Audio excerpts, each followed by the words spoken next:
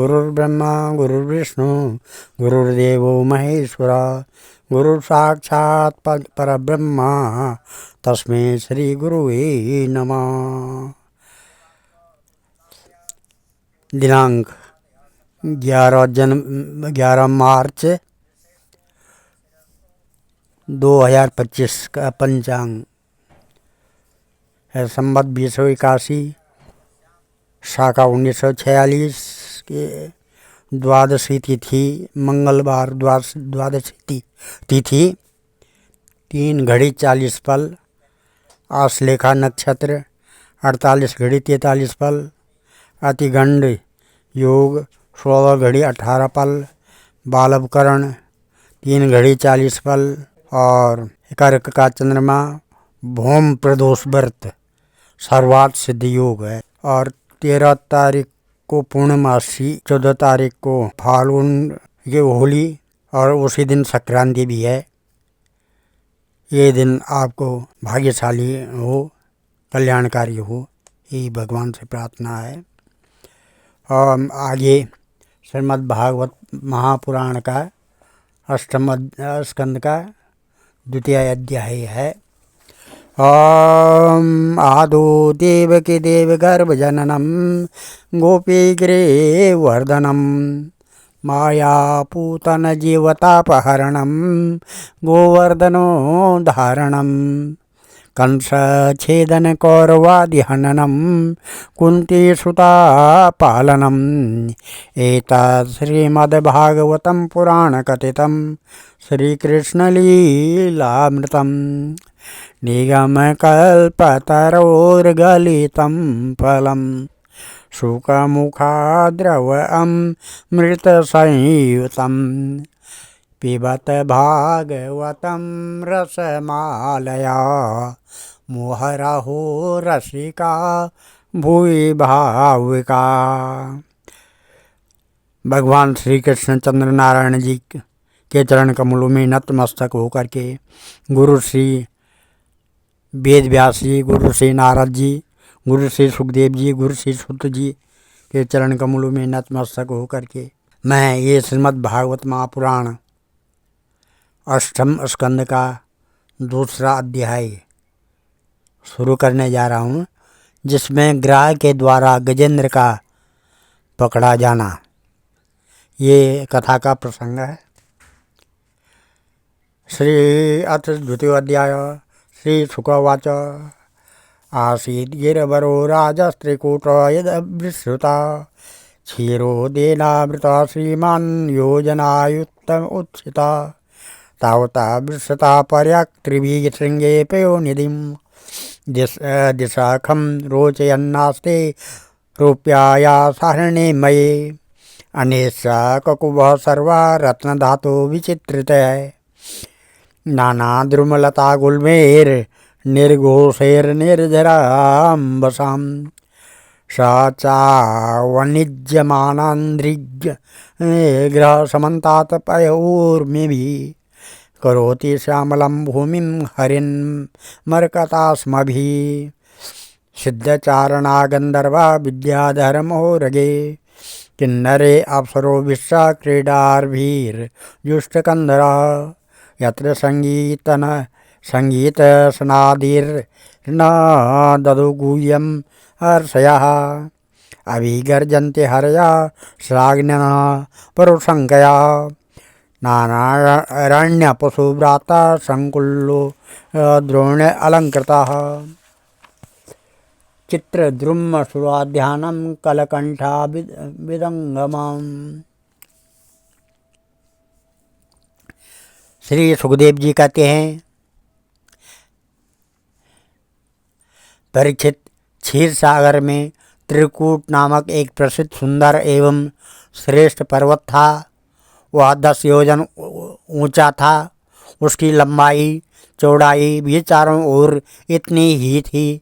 उसके चांदी, लोहे और सोने के 3 शिखरों की छटा से समुद्र, दिशाएं और आकाश जगमगाते रहते थे। और भी उसके कितने ही शिखर ऐसे थे जो रत्नों और धातुओं की रंग बिरंगी छटा दिखाते हुए सब दिशाओं को प्रकाशित कर रहे थे। उनमें विविध जाति के वृक्ष, लताएं और झाड़ियां थी। झरनों की झरझर से वह गुंजायमान होता रहता था। सब ओर से समुद्र की लहरें आकर उस पर्वत के निचले भाग से टकराती। उस समय ऐसा जान पड़ता मानो वे पर्वतराज के पांव पखार रही हो। उस पर्वत के हरे पन्ने के पत्थरों से वहाँ की भूमि ऐसी सांवली हो गई थी जैसे उस पर हरी भरी दूब लग रही हो।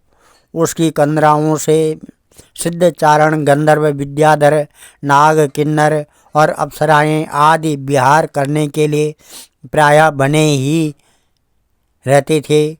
जब उसके संगीत की ध्वनि चट्टानों से टकराकर गुफाओं में प्रतिध्वनित होने लगती थी, तब बड़े बड़े गर्वीले सिंह उसे दूसरे सिंह की ध्वनि समझकर सह न पाते और अपने गर्जना से उसे दबा देने के लिए और जोर से गरजने लगते थे।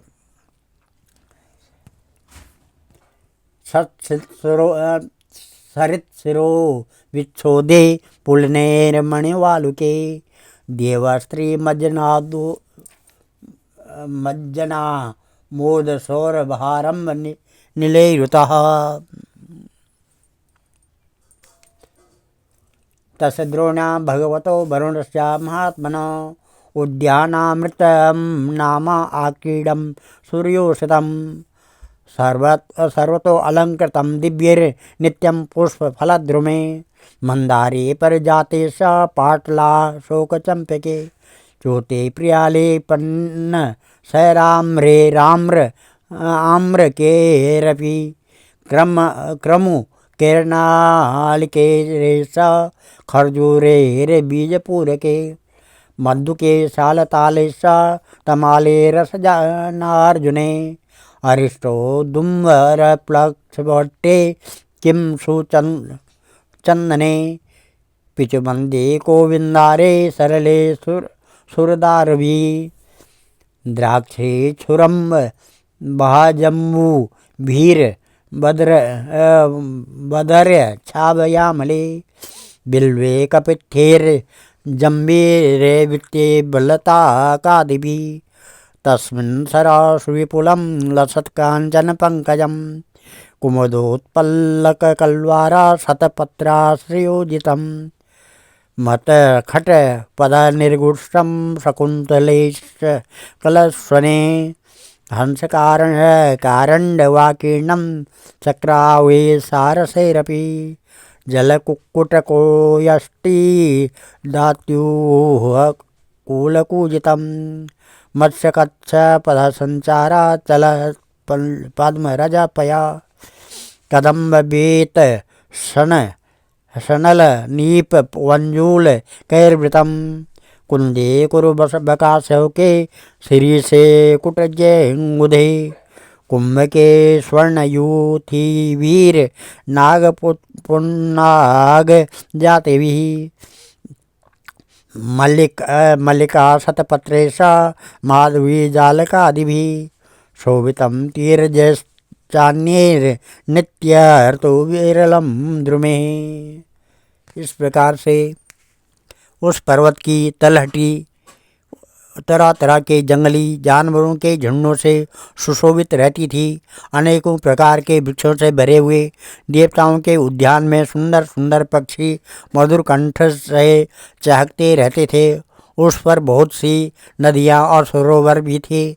उनका जल बड़ा निर्मल था। उनके पुलिन पर मणियों की बालू चमकती रहती थी। उनमें देवंगनाएँ स्नान करती थी, जिससे उनका जल अत्यंत सुगंधित हो जाता था। उसकी सुरभि लेकर भीनी भीनी वायु चलती रहती थी। पर्वतराज त्रिकूट की तराई में भगवत प्रेमी महात्मा भगवान वरुण का एक बगीचा था। उसका नाम था ऋतुमान। उसमें देवांगनाएँ क्रीड़ा करती रहती थी। उसमें सब और ऐसे दिव्य वृक्ष शोभायमान थे जो फलों और फूलों से सर्वदा लदे ही रहते थे। उस उद्यान में मंदार, पारिजात, गुलाब, अशोक, चंपा, तरह तरह के आम, पयाल, कटहल, आमड़ा, सुपारी, नारियल, खजूर, बिजोरा, महुआ, साखू, ताड़, तमाल, असन, अर्जुन, रीठा, गूलर, पाकर, बरगद, पलाश, चंदन, नीम, कचनार, साल, देवदारू, दाख, ईख, केला, जामुन, बेर, रुद्राक्ष, हरे, आंवला, बेल, कैथ, नींबू और बिलावे आदि के वृक्ष लहराते रहते थे। उस उद्यान में एक बड़ा भारी सरोवर था। उसमें सुनहरे कमल खिल रहे थे और भी विविध जाति के कुमुद, उत्पल, कलवार, शतदल और कमलों की अनूठी छटार छिटक रही थी। मत वाले भौरे गूंज रहे थे। मनोहर पक्षी कलरव कर रहे थे। हंस, कारंडव, चक्रवाक और सारस दल के दल भरे हुए थे।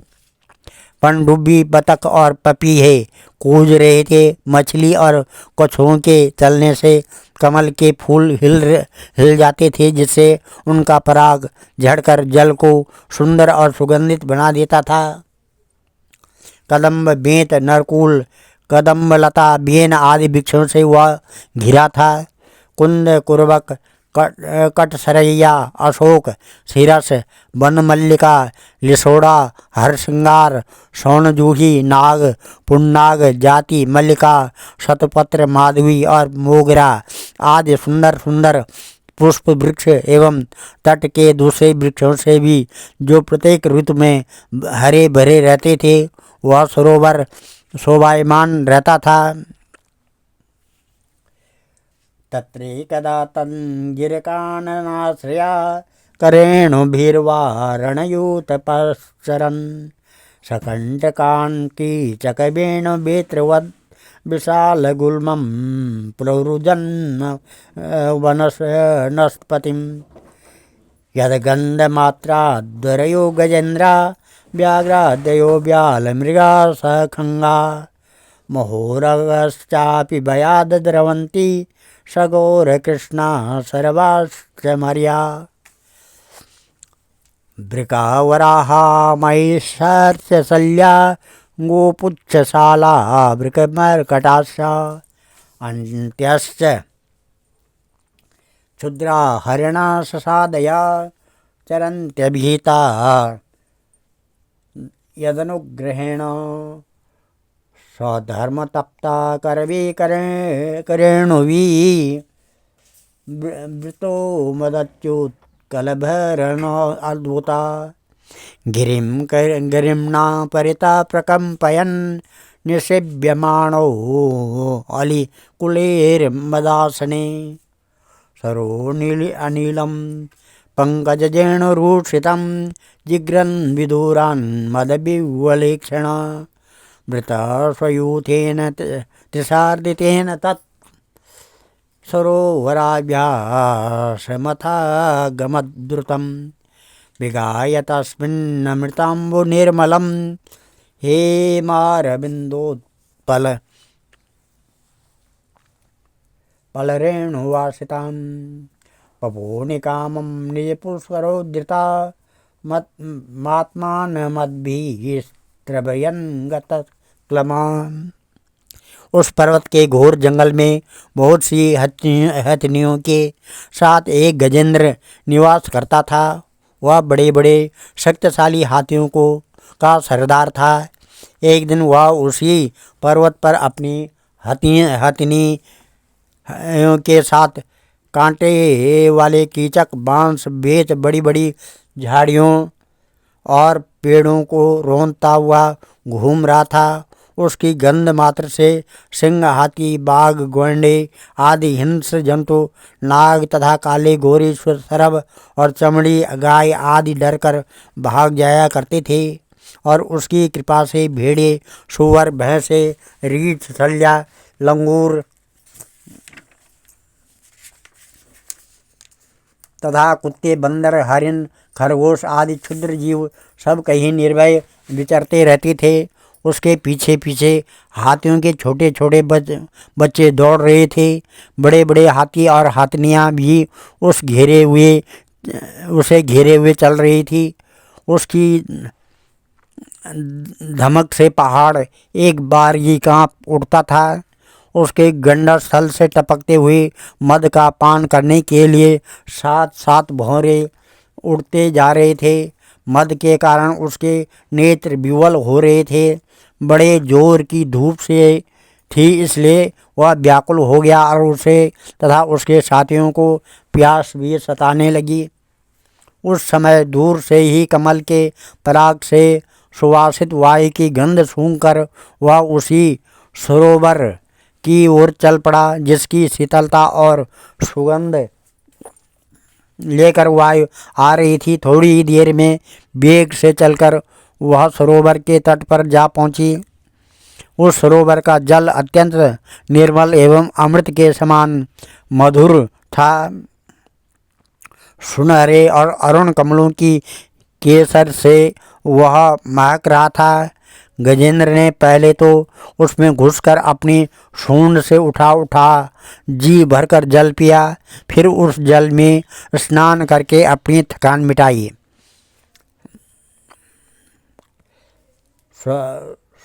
स्वपुष्करेणाओ धृतशीकराम्बुवीर निपाययन् सदस्न पेयन्यथाग्री घृणीकरेणो कलभांस दुर्मदो न चष्टकृत्सा कृपणो जमायया।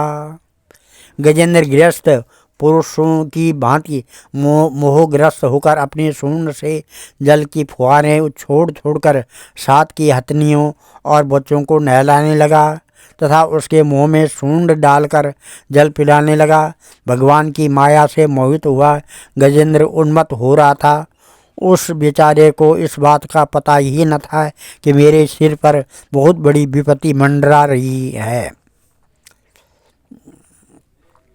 तम तत्र कस्य नृपदैवचोदितो ग्राहो बलीयाश्चरणे रुषा गृहीत यदीक्ष एवं व्यसनं गतो गज यथा बलं सोति बलं विचक्रमे तथा तुरं यूथपतिं करेण वो विकृष्यमाणं तरसा बलीयसा विचुक्रुशूर्दी नदियो परे गजा पार्ष्णिग्रहास्तारयुतं च न शासकन् नियुध्य तोरे वमिवेन्द्रक्रयो विकसतोरन्ततरो बहिर्मिथ समासहस्रं व्यगमत् महीपते सप्राणयोश्चित्र ममं सतामरः ततो गजेन्द्रश्च मनोबलोजसां कालेन दीर्घेण महानभूद्व्यय विकृष्यमाणस्य जले वशीदतो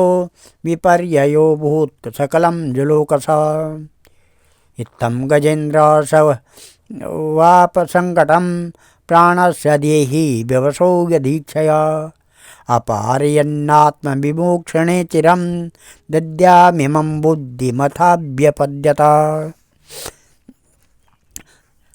सुखदेव जी कहते हैं कि परीक्षित, गजेंद्र जिस समय इतना उन्मत्त हो रहा था उसी समय प्रारब्ध की प्रेरणा से एक बलवान ग्राह ने मगरमच्छ ने क्रोध में भरकर उसका पैर पकड़ लिया। इस प्रकार अकस्मात विपत्ति में पड़कर उस बलवान गजेंद्र ने अपनी शक्ति के अनुसार अपने को छुड़ाने की बड़ी चेष्टा की, परंतु छुड़ा न सका।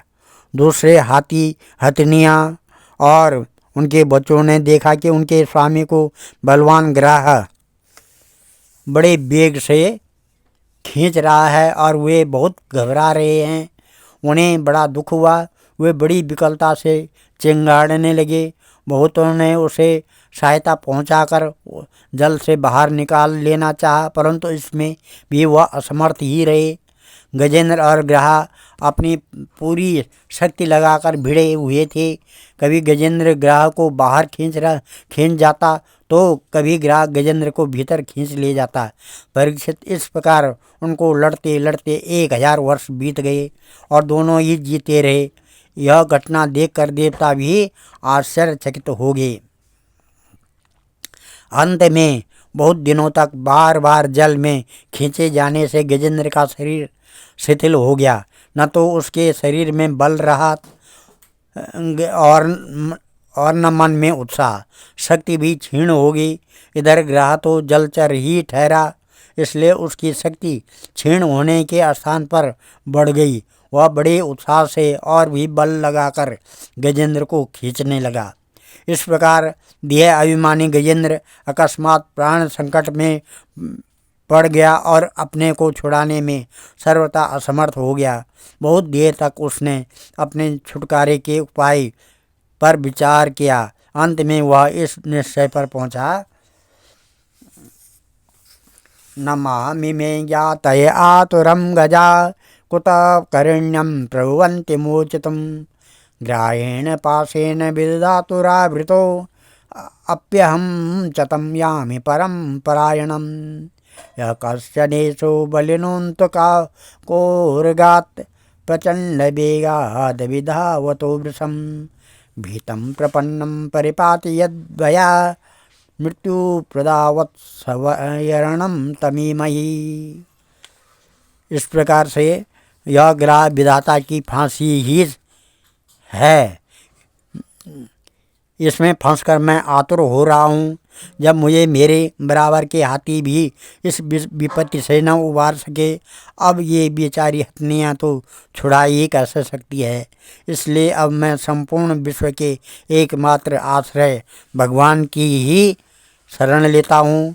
काल बड़ा बली है, यह सांप के समान बड़े प्रचंड वेग से सबको निगल जाने के लिए दौड़ता ही रहता है। इससे अत्यंत भयभीत होकर जो कोई भगवान की शरण में चला जाता है, उसे वे प्रभु अवश्य अवश्य बचा लेते हैं। उनके भय से भीत होकर डर कर मृत्यु भी अपना काम ठीक ठीक पूरा करता है। वही प्रभु उस सबके आश्रय हैं। मैं उन्हीं की शरण ग्रहण करता हूँ। आज हम इस अध्याय को यहीं पर समाप्त करते हैं और कथा को यहाँ पर विराम देते हैं। कल गजेंद्र के द्वारा भगवान की स्तुति और उसका संकट से मुक्त होना, ये कथा आई। ओम भजे ब्रजे कमंडनम समस्त पाप खंडनम स्वभक्त चित्तरंजनम सदैव नंदनंदनम सुपुच्छ कुच्छ मस्तकम सुनाद वेणु हस्तकम अनंग रंग सागरम नमामि कृष्ण नागरम मनोज गर्वमोचनम विशाल लोललोचनम विधूत गोपशोचनम नमामि पद्मलोचनम करार बिंदुभूधरम स्मृतावलोक सुंदरम महेंद्र मानधारणम नमामि कृष्णवारणम कदम्ब सूर्णकुंडलम सुचारुगण्डमण्डलम भुजांगनैकबल्लभम नमामि कृष्ण दुर्लभम यशोदया समोदया सगोपया सनंदया युतं सुखैकदायकं नमामि गोपनायकं सदैव पादपङ्कजं मदीयमानसे निजं ददानमुत्तमालकं नमामि नन्दबालकं समस्त दोषशोषणं समस्त लोकपोषणं समस्त गोपमानसं नमामि नन्दलालसा भोभरावतारकं भवाब्धिकर्णधारकं यशोमती किशोरकं नमामि चित्तचौरकं दृगन्तकान्तभङ्गिनं सदा सदाल्यसंज्ञना दिने दिने नवं नवं नमामि नन्दसम्भवं गुणाकरं सुखाकरं कृपाकरं कृपापरं सुरदुषीनिकन्दनं नमामि गोपनन्दनं नवीन गोपनागरं नवीन केलिलम्पटं नमामि मेघसुन्दरं तडित्प्रवालसत्पटं समस्त गोपनन्दनं हृदम्बुजेकमोदनं नमामि कुञ्जमध्यगं प्रसन्नभानुशोभनं निकामकामदायकं दृगन्तचारुसायकं रसालवेणुगायकं नमामि कुञ्जनायकं विदग्ध गोपिका मनोज्ञतल्पसायनं नमामि कुञ्जकानने